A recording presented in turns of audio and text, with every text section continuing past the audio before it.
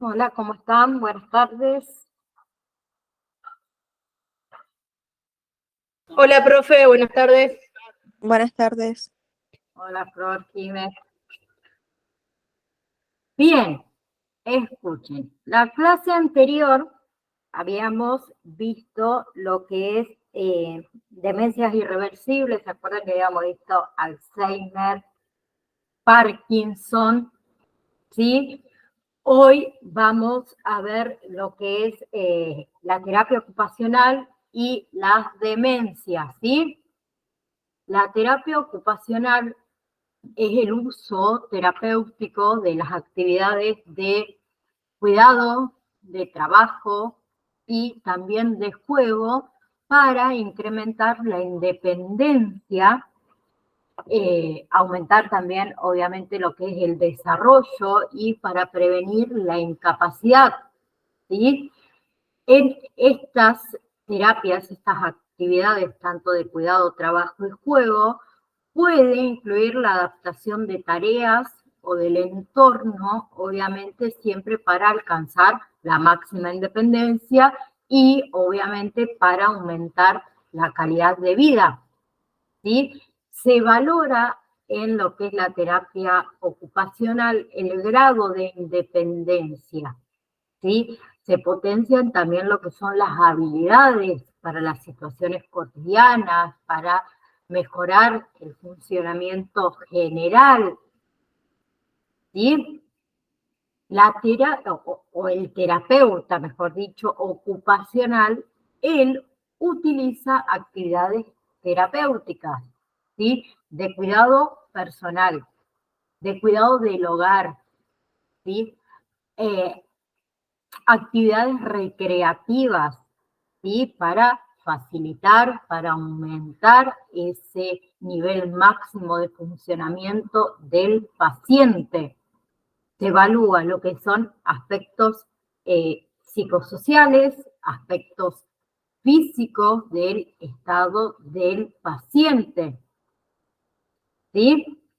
Según la definición que establece la AOTA, que es yo con el inglés soy buenísima, la American Occupational Therapy Association, en lo que es el año 1986, o sea, la terapia ocupacional es el uso terapéutico de las actividades de cuidado, trabajo y de juego que incrementa entonces la independencia funcional, aumentar el desarrollo y prevenir la incapacidad.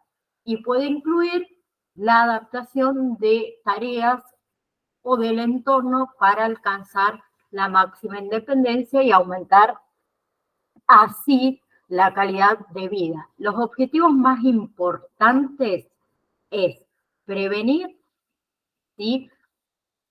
Y o disminuir las discapacidades, ¿sí? Y obstáculos, obviamente, que aparecen como consecuencia de trastornos físicos, psíquicos, sensoriales, sociales, independiendo que la persona se desenvuelva, obviamente, con independencia en su medio. Y otro de los objetivos es restaurar la función perdida, mejorando esas capacidades residuales y obviamente realizando adaptaciones de el medio a las necesidades de la persona. ¿Sí? Bien, la terapia ocupacional pone en práctica en sí las funciones en lugares como hospitales generales, centros de día, residencias, mutuales, clínicas de rehabilitación, domicilios particulares, bueno, colegios, entre otros, ¿no? Y la actividad es muy importante en lo que es la vida cotidiana. ¿Por qué? Porque forma parte de esa vida, ¿sí? Conlleva ese proceso de hacer, ¿sí? Y algunas de las características son, por ejemplo, que cada actividad debe tener su propósito, ¿sí? Debe tener un objetivo específico, ¿sí? Por ejemplo, ayudar al paciente a ganar la confianza en sí mismo. Bien, es un objetivo específico. Bien, otra característica es que esa actividad debe ser significativa o relevante para ese paciente. ¿Sí? Bien. Debe también, obviamente, reflejar en mayor o en menor medida las funciones y las tareas de ese paciente que mantiene con su vida cotidiana. ¿Sí? Debe ajustarse a las necesidades de él, al entorno, debe ajustarse también de acuerdo a la edad del paciente. Bien, esas actividades son analizadas previamente por el terapeuta, ¿sí? Debe conocerlas, debe comprenderlas. Bien, y en las actividades terapéuticas están enfocadas en 3 aspectos. En las actividades de la vida diaria, ¿sí? Como es la alimentación, la higiene, el autocuidado, el vestido, la movilidad, ¿sí? Por ejemplo, el pasar de la silla de rueda a la cama o de la cama a la silla de rueda, ¿sí? También esas actividades de la vida diaria comprenden las habilidades sociales y las relaciones entre el paciente y la familia, entre el paciente y el terapeuta, entre el paciente y los compañeros, y las habilidades instrumentales, ¿sí? Por ejemplo, las personas que llevan prótesis, un entrenamiento, y unas técnicas de ayuda, también lo hace el terapeuta ocupacional.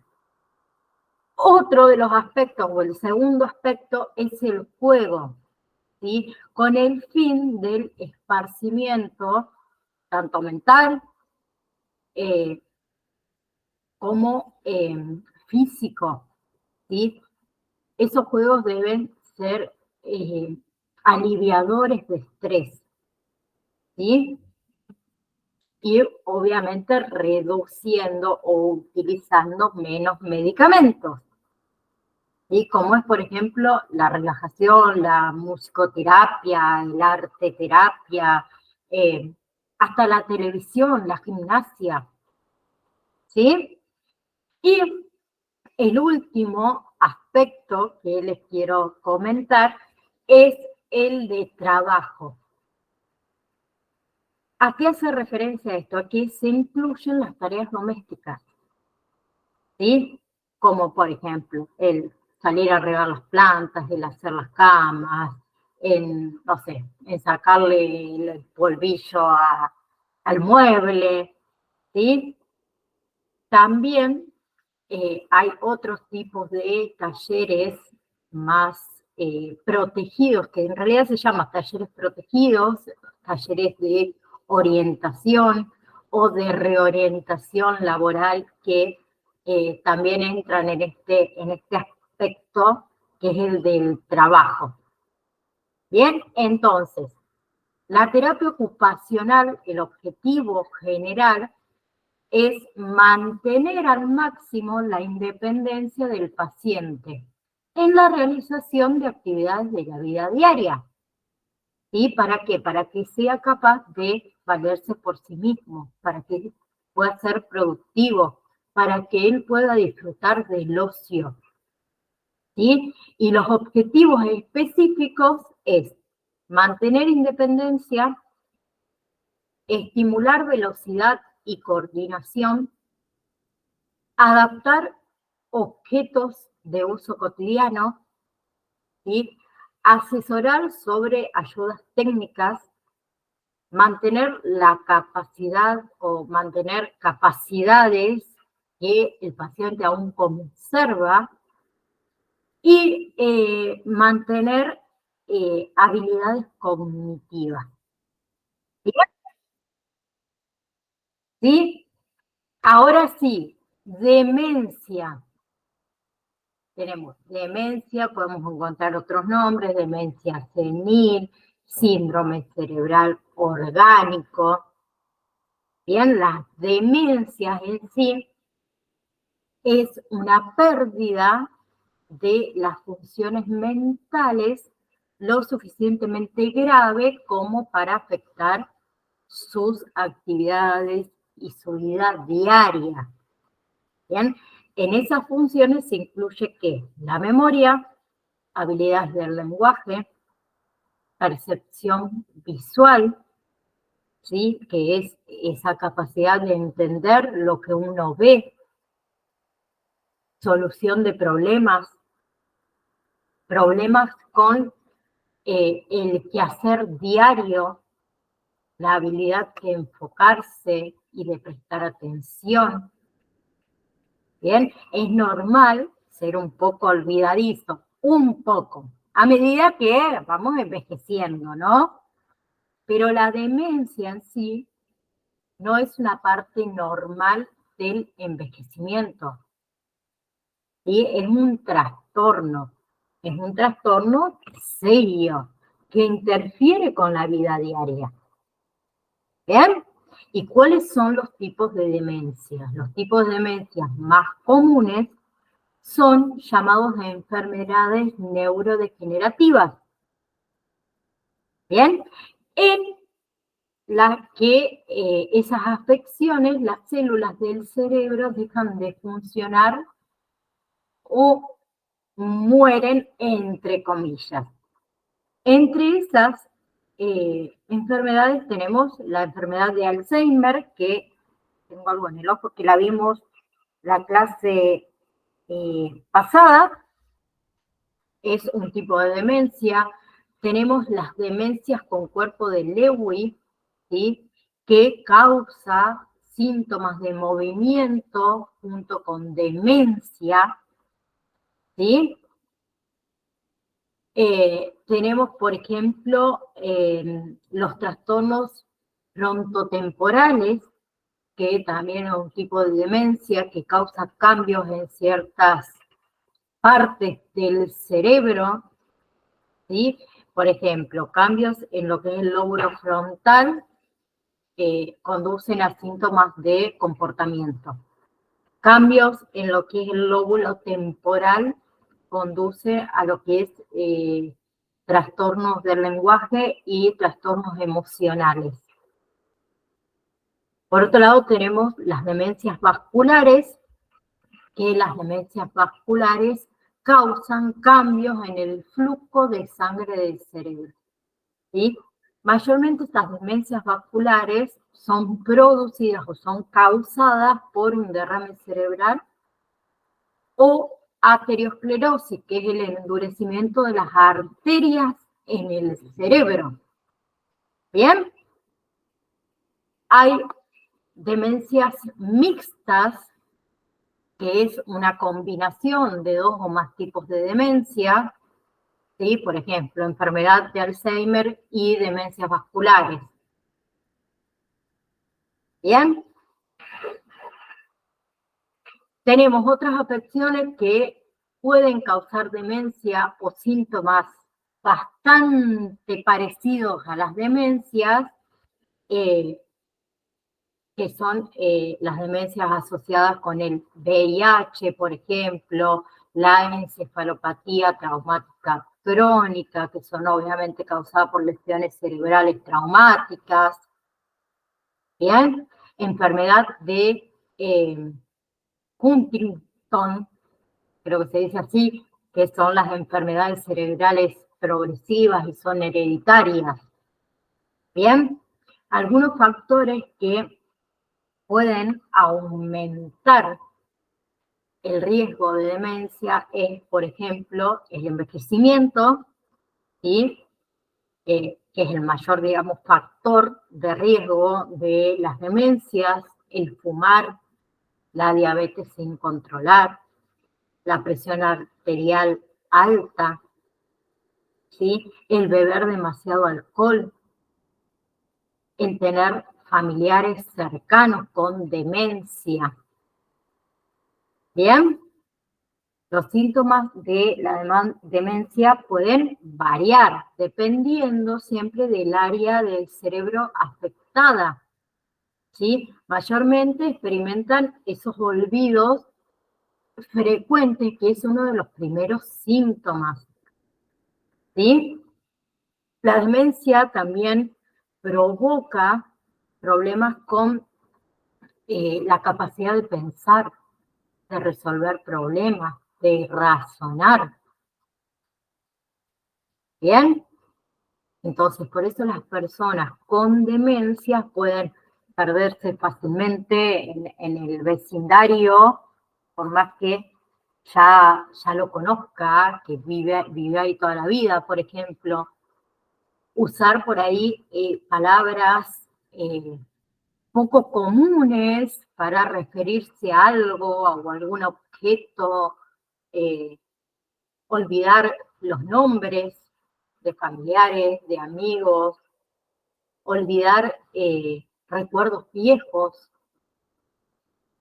o necesitar por ahí ayuda para realizar tareas que antes las hacían por sí solos.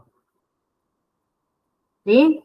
Hay también algunas personas con demencia que no son capaces de controlar sus emociones, su personalidad puede cambiar.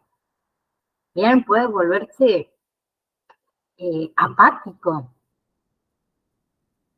Bien, puede no tener intereses en actividades normales que antes hacía o a eventos. Bien, bien. Hay también ciertos tipos de demencia que pueden causar problemas en lo que es el movimiento, el equilibrio. Bien, las etapas de la demencia van de leve a severa. ¿Sí? En la más leve comienzan a afectar lo que es el funcionamiento de la persona. En las más graves, la persona ya depende completamente de los demás. ¿Sí?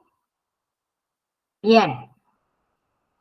Cura no existe para la mayoría de los tipos de demencia. ¿Sí? La de Alzheimer, las demencias con cuerpo de Lewy.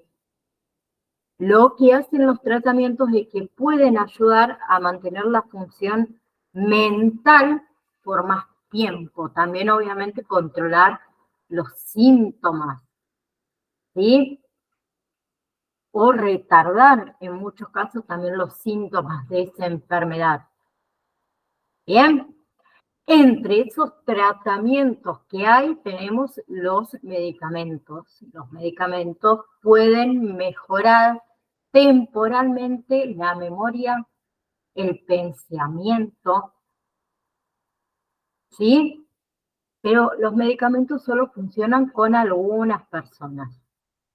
Hay otros medicamentos también que pueden tratar síntomas, como son los síntomas de la depresión, de la ansiedad, la rigidez muscular o problemas para dormir, que también se utilizan. ¿Sí? Por otro lado, tenemos las terapias ocupacionales. ¿Sí? Esas terapias ocupacionales nos pueden ayudar a encontrar la manera de hacer más fácil las cosas o las tareas diarias. ¿Bien? Hay terapias del habla que te ayudan con los problemas, por ejemplo, para tragar, para hablar más fuerte, para hablar más claro, que a veces a mí me hace falta, por ahí me trabo. Hay otros tipos de tratamiento, como es la musicoterapia y la terapia del arte, perdón, que se utiliza mucho para lo que es reducir la ansiedad, para mejorar el bienestar. Bien, también obviamente profesionales de la salud mental, ¿sí? Que no solo va a ayudar a la persona con demencia, sino también a sus familiares. Les va a ayudar a aprender a cómo manejar las emociones, las conductas difíciles. ¿Bien? ¿Hasta ahí vamos? Arrancamos con tema nuevo. Si nadie quiere acotar algo o hacer alguna pregunta, ¿no? También. Antes que empecemos con el tema nuevo, que es acompañante terapéutico en etapa terminal, les quiero decir que está habilitado el último examen, no, la última validación del cursado, ¿sí? Que entra dentro de esta validación. Síndrome de Down, necesidades educativas especiales, psicogerontología, demencias, ¿sí? Parkinson y Alzheimer. ¿Bien?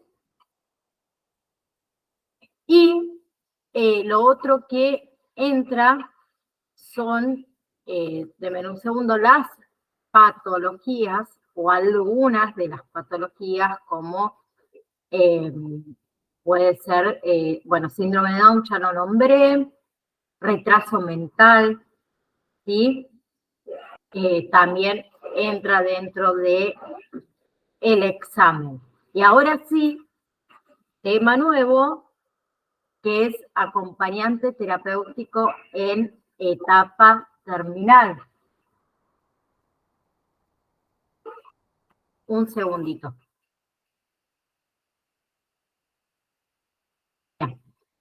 Bien.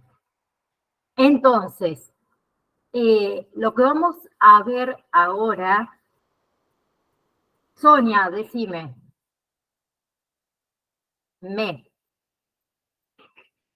Tenés el micrófono apagado.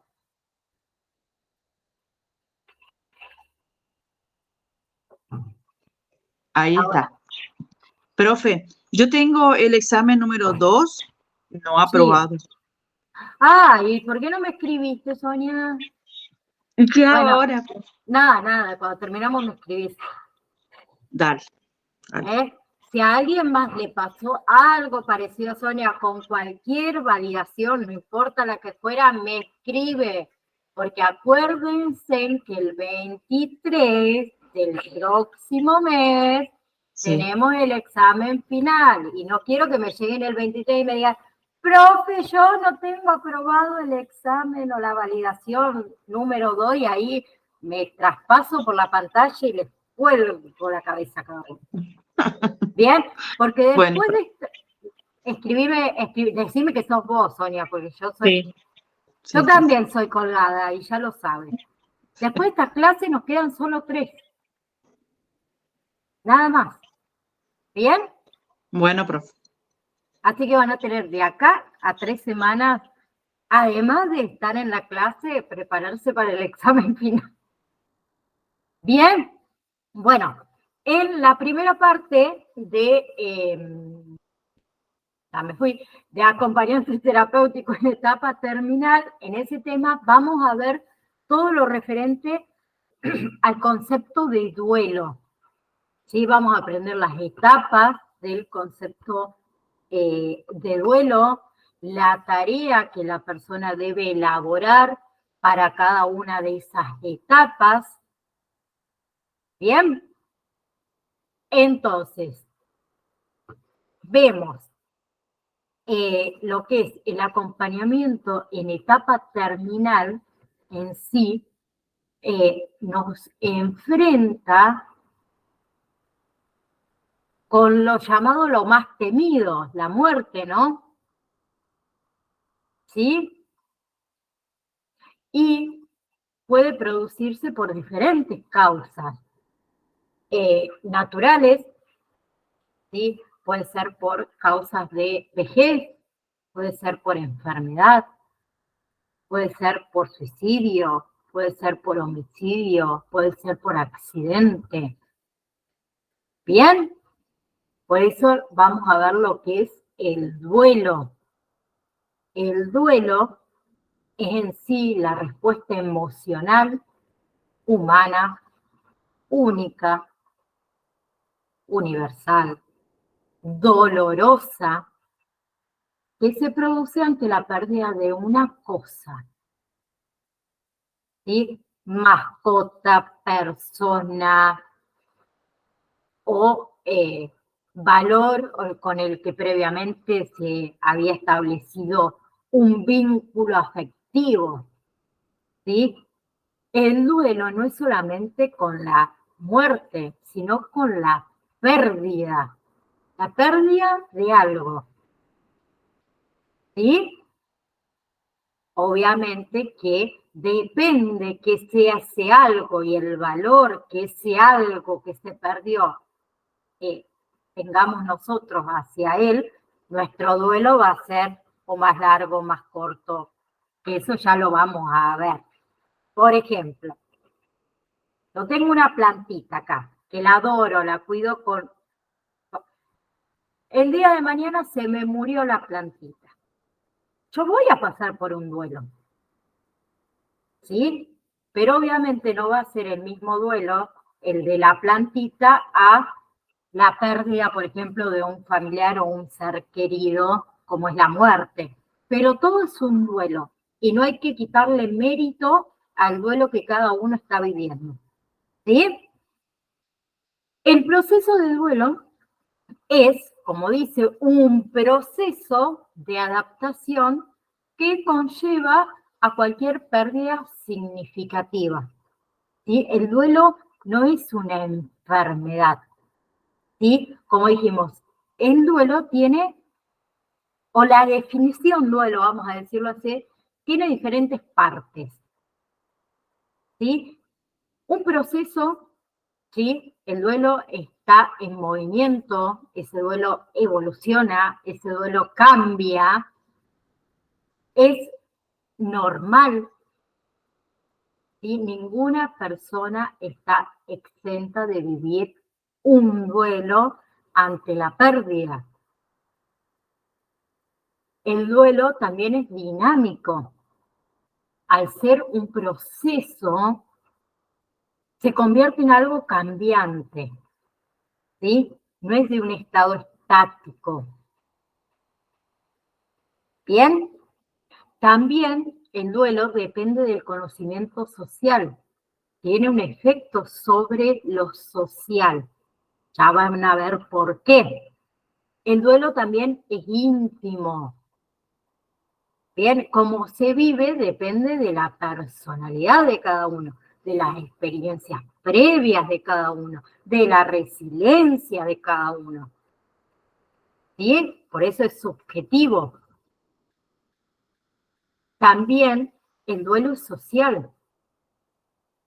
Por ejemplo, ante la muerte, todo eso va acompañado de rituales sociales, como es el funeral, por ejemplo. ¿Bien? También es activo. ¿Por qué? Porque se requiere del esfuerzo de esa persona doliente para la recuperación. ¿Bien? Bien. El duelo, o el proceso de duelo, mejor dicho, es un periodo de adaptación a esa pérdida. es un proceso psicológico que tiene componentes sociales, que tiene componentes fisiológicos, y la intensidad y la duración del proceso ese será directamente proporcionales, digamos, a la dimensión y al significado de la pérdida, como el ejemplo que les di antes. ¿Sí? Y tenemos fases del duelo. Hay diferentes fases del duelo. Tenemos la primera fase, perdón, de entumecimiento o fase de shock. Segunda fase, fase de anhelo y de búsqueda. Tercera, fase de desorganización y desesperanza. Y la cuarta fase es la fase de reorganización. ¿Bien? Estas fases del duelo fueron escritas por Dowdby.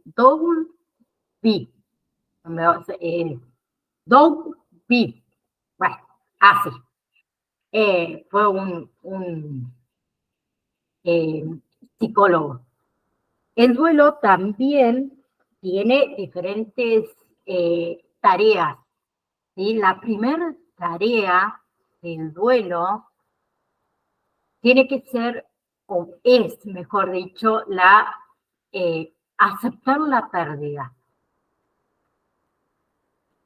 ¿Sí? Bien. La segunda tarea va a ser elaborar ese dolor de la pérdida. ¿Sí? El vivir el dolor. Otra tarea es el adaptarse al mundo sin esa persona fallecida. ¿Bien? Ahí en esta etapa, en el adaptarse al mundo sin el fallecido, que es la tarea número 3, es reconocer las relaciones que se tenía con ese fallecido, muchas veces también afrontar nuevos roles. Bien, nuestra propia personalidad también cambia. Comenzamos a buscar ese sentido a esa pérdida. Bien, y la tarea número 4 es hallar una conexión perdurable con el fallecido. ¿Sí? No olvidar, o uno no va a olvidar a su ser querido, pero va a continuar con su vida. ¿Sí?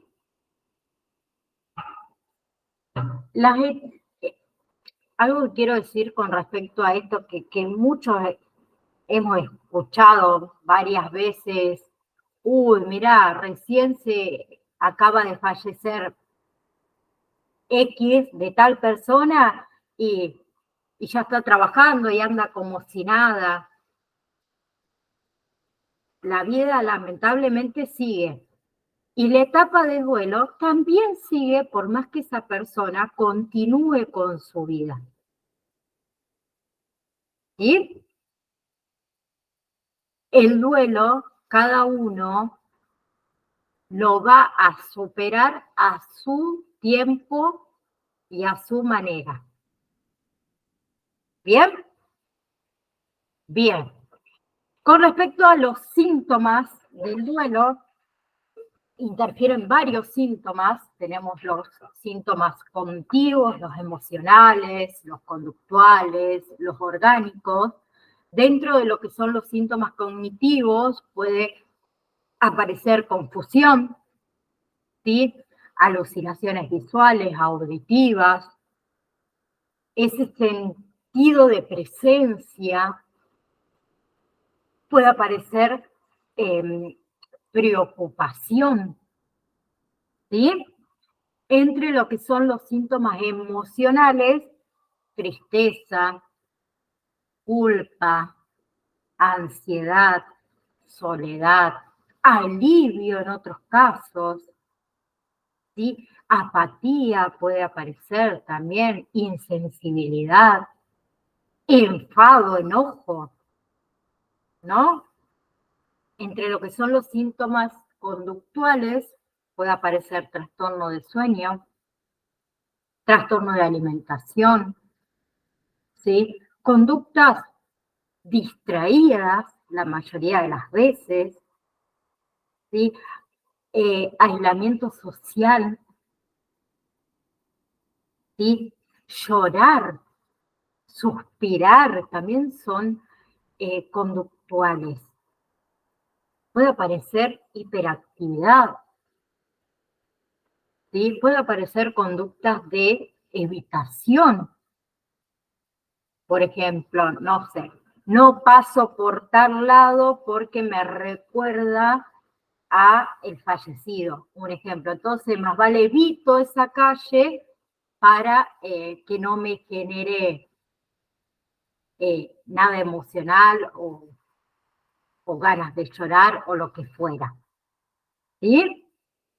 Y por otro lado, hay síntomas orgánicos, que es, por ejemplo, esa presión que uno siente en el pecho, ese llamado nudo en la garganta, falta de aire, puede haber debilidad muscular, falta de energía, sequedad en la boca, ¿sí? Una hipersensibilidad a los ruidos, ¿no? Todo eso son síntomas y hay diferentes tipos de síntomas. Puede ser que tenga, para que lo abro porque se me fue, puede ser que tenga una actitud de superador, como una defensa, sí, totalmente, sí. Muchas veces podemos sentir al otro apático, que no tiene sensibilidad y decimos, ¿cómo puede ser? Sí, es uno de los síntomas emocionales y es normal. Es totalmente normal, sí, pero eso no quita de que nosotros lo veamos de esa manera, pero esa persona no esté pasando por un duelo también. Totalmente. Cada uno según su personalidad, según su resiliencia que tenga y demás, va a superar ese duelo de diferente manera. No vamos a pretender que ni yo, ni Sonia, por ponerte ejemplo, Sonia, pues soy la única que está con la cámara, las otras no me la prenden, malas que son, estamos pasando por un duelo que falleció, no sé, perdón, Sonia, un amigo en común. Y Sonia está pasando un duelo que la vemos esas personas echadas en cama, sin ganas de nada y demás. Y yo, resuperadora estaba la Nay hoy, y yo, uno me ve normal, sigo con mi vida y demás, pero las dos estamos enfrentando un duelo. Nada más que quizás, en este caso a lo mejor, justo me puse ejemplo yo, qué mal que quedé, tengo otro tipo de personalidad que Sonia y lo supero más rápido. Nada más que eso. No hay otra diferencia, pero va a ser parte la personalidad que tengamos nosotros, las formas que busquemos de superar todas estas tareas. ¿Sí? Además de esto, hay diferentes tipos de duelo. Tenemos el duelo normal, que se transitan las etapas del duelo las 4 etapas del duelo y se elabora la pérdida en un tiempo prudencial, por decirlo de alguna manera, y donde no se genera mayor dificultades. ¿Sí? El otro duelo es el duelo bloqueado, donde acá se niega la pérdida. Se evita ese trabajo de duelo. Es donde existe un bloqueo emocional, un bloqueo cognitivo. ¿Sí? El otro tipo de duelo, pues son 4, es el duelo complicado. El duelo complicado es donde los síntomas y las conductas de riesgo se sostienen en el tiempo. ¿Sí? Pasó un año, supongamos, y sigue los síntomas, las conductas de riesgo. ¿Sí? Y por otro lado tenemos el duelo patológico, ¿sí? Que se define ¿por qué? Por la intensidad y la duración. ¿Sí? Esa persistencia y su intensidad de los síntomas llega a detener todo, a detener la vida laboral, la vida académica, la vida social, la vida familiar, la vida de relación, todo. ¿Bien? ¿Se entendió? Que hay 4. El normal, ¿sí? Que uno transita esas etapas de duelo, elabora la pérdida en un tiempo relativamente prudencial.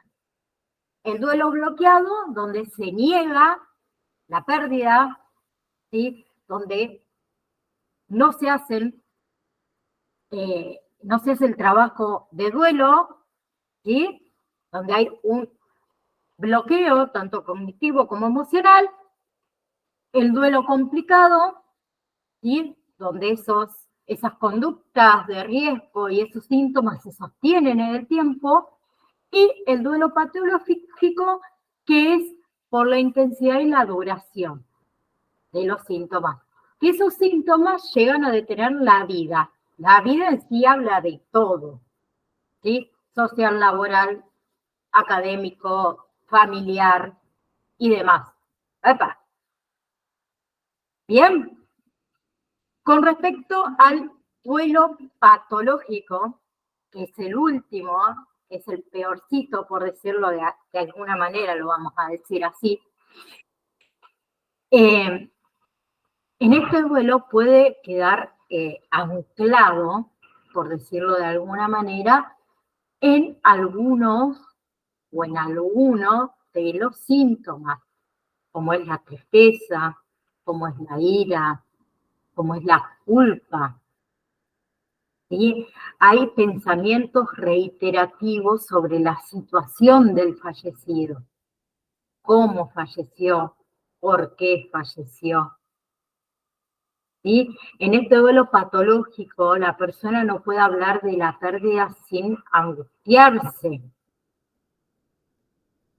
¿Sí? No quiere desprenderse de las posesiones de esa persona fallecida, de ese difunto. ¿Sí? Muchas veces también tienen síntomas físicos terminales a los del fallecido. ¿Sí? Hay una identificación excesiva con el fallecido, una imitación. Otras veces, si esta persona que falleció por una enfermedad, pueden aparecer fobias ante esa enfermedad del fallecido. ¿Sí? Pueden aparecer impulsos destructivos hacia uno mismo, hacia los demás. ¿Sí? Y los cambios, obviamente, conductuales excesivos de la persona. Entonces, acompañar en el proceso de duelo debemos ¿qué? Establecer un vínculo empático. ¿Sí? A nosotros nos puede tocar por decirlo de alguna manera, sí, tocar lo vamos a poner entre comillas, acompañar a una persona en etapa terminal, por ejemplo, un tipo de cáncer, no sé, fue lo más rápido que se me ocurrió. Y también vamos a tener que pasar por un duelo, y también vamos a tener que acompañar a la familia en ese duelo, y también tenemos que acompañar al paciente en ese duelo. ¿Sí? Ejemplo, estoy acompañando, no sé, a una persona adulta mayor, ¿sí? Que empezó con ciertos síntomas y los hijos la llevaron al médico y comenzaron a hacerles estudios y le diagnosticaron un tipo de cáncer. Ella ya comienza a hacer el duelo. Entonces está pasando por un duelo. Primero pasando por un duelo al enterarse de su enfermedad y asimilar y demás. Y prepararse para lo que puede llegar a pasar. La familia también se prepara. Nosotros también nos preparamos. ¿Sí? Entonces, tenemos que establecer, obviamente, ese vínculo empático, que yo siempre digo que lo primordial es el vínculo. Si no hay vínculo, lo demás, hablando mal y pronto, no sirve para un carajo. ¿Sí? Facilitar la comunicación, informar, escuchar activamente. ¿Sí? Muchas veces debemos ayudar a tomar decisiones, a solucionar problemas. ¿Sí? Por ejemplo, también nos puede en este acompañar en el proceso de duelo, debemos muchas veces permitir esa narración repetitiva de la muerte. ¿Sí? Prescribir tareas, prescribir rituales, hablar de los sueños, de las presencias. ¿Bien? Y tenemos cosas que no se pueden hacer, ¿sí? Que es, por ejemplo, en etapas de duelo, ¿no? A una persona en etapa de duelo, que esto va para todo, para todas las personas que han sufrido alguna pérdida, ¿sí? Lo que no debemos hacer nosotros como amigos, compañeros, acompañantes, en este caso, lo que fuera. Por ejemplo, decirle a la otra persona que lo que está haciendo lo está haciendo bien. O decirle lo que tiene que hacer para superar entre comillas, las tareas del duelo. ¿Sí? Otra cosa que no debemos hacer es esta famosa frasecita, el tiempo cura todas las heridas.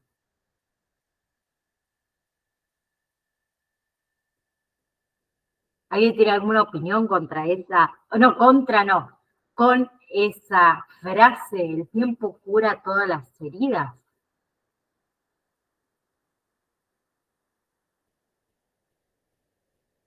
O decirle al otro, por ejemplo, sé cómo te sentís. No, no sé cómo te sentís. Como le dije antes, yo me puedo sentir de una manera tras la pérdida de X y Sonia se puede sentir de otra manera tras la misma pérdida. Entonces yo no puedo saber o sentir lo que vos sentís. Muchas veces queremos hacer ese tipo de comparación. ahí voy, Sonia, por ejemplo, qué sé yo, como yo también perdí un abuelo, sé cómo te podés sentir vos. No, pero yo ni sé la relación que tenés vos con tu abuelo, ni... No, decime, Sonia. Es cierto, profe. ¿Qué se puede decir en esos casos? La frase más común es, yo sé cómo te sentís porque también pasaste por eso. No sé cómo decirle. Ahora, después de esto, vamos a ver los sí. Estos son los no. Lo que no debemos hacer. Sí, profe. Pero, o por ejemplo, ante la pérdida, qué sé yo, de una amiga que se peleó con el novio, o no sé, que también está en una etapa de duelo. Vamos a ser sinceras. Hay una frase, bueno, capaz que del área María Castaña, que la frase esa, hay otros peces en el mar. No, no va a ser ninguno igual al que no está. ¿Se entiende? ¿Sí? Flor dice, el tiempo no cura nada porque siempre están los recuerdos. Bien. Otra cosa que no debemos hacer antes de pasar a los sí, antes que me olvide, es intentar que la otra persona se dé prisa para superar ese dolor. ¿Sí? Por ejemplo, eso de animarlas a regalar las posesiones del difunto y demás. Todo tiene su tiempo. Y no lo podemos obligar al otro a que tome ciertas decisiones porque tiene que ir pasando etapa por etapa para poder superar ese duelo y cada uno le lleva su tiempo. ¿Sí?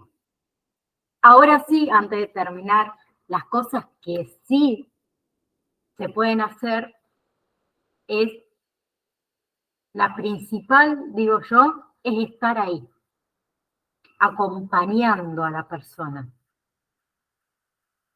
¿Sí? Muchas veces el no hablar, siempre lo digo, el no hablar es mejor. Si no, lo ideal es el escuchar, el ser paciente.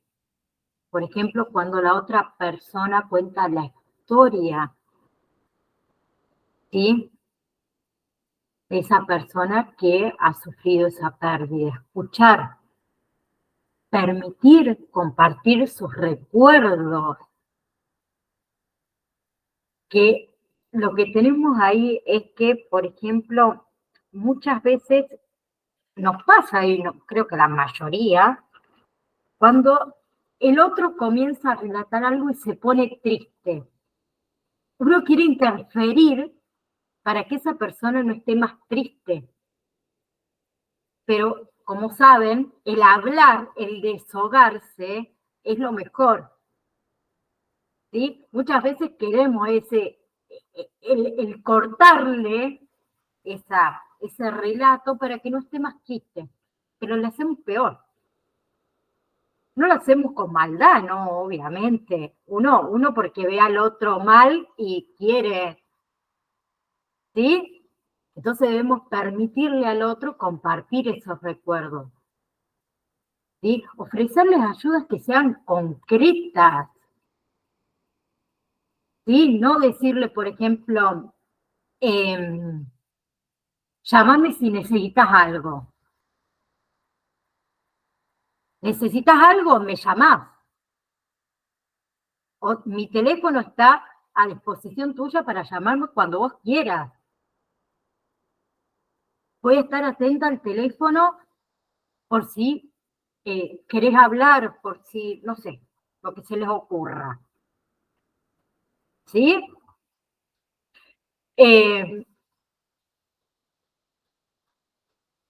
Otra cosa que sí, y lo último antes que nos retiremos, es atender con atención tus necesidades. ¿Para qué? para que podamos establecer ese vínculo de confianza. En este caso, con el paciente, con la familia. ¿Bien? Bien, escuchen.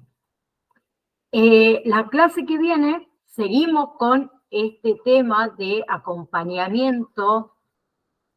Déjenmelo anotar antes que nos retiremos. ¿A dónde estoy? Jueves, viernes, sábado, acá.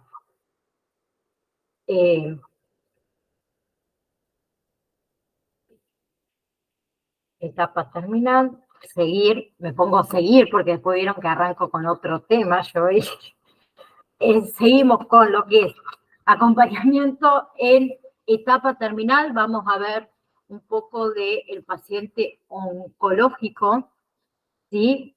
Que era esto de que yo les contaba antes, que le di como ejemplo el paciente que le dan un diagnóstico, las sensaciones antes de ese diagnóstico, que también pasa por el duelo y demás. Vamos a ver lo que es un poco la familia del paciente oncológico, ¿sí? Cómo se lo toca la familia y demás, y las etapas de la aceptación de la enfermedad terminal, que también tiene diferentes etapas, fases, que son muy parecidas a las fases de duelo, ¿sí? La vamos a comparar tanto a las etapas del duelo como a las etapas de aceptación de la enfermedad terminal. Vamos a ver lo que son los cuidados paliativos y obviamente el rol del acompañante terapéutico en pacientes con etapa terminal, ¿sí? Los aportes que nosotros podemos ofrecer. Y si llegamos, pero por las dudas se los digo para que lo descarguen, descárguense en Introducción al consumo, a la temática de las adicciones. Por favor, así ya lo tienen. Son 3, 4 PDFs más, que son los únicos que quedan, porque en realidad los vamos a ver como medios todos juntos, entrelazados, por decirlo de alguna manera. Bien, ¿quedó algo por acotar, por preguntar? Además de que el 23 de octubre, les repito de nuevo, es el examen final. Recuerden que tienen que tener todo aprobado. Van las 5 validaciones, que ya les habilité, la validación número 5 y la última. ¿Quedó todo bien? ¿Vamos bien? Nos quedan 3 semanitas nada más. Bueno, 3 semanitas de clase. Después tenemos los 2 días del examen final. Después tenemos a la otra semana quien tenga que hacer el recuperatorio. ¿Vamos bien? Va. Sí, profe, todo bien. Vamos bien. Vamos de 10. Entonces, nos vemos el martes, ¿sí? Listo, profe, nos vemos. Descárguense entonces esos 4 PDF, no son muy largos, que les queda.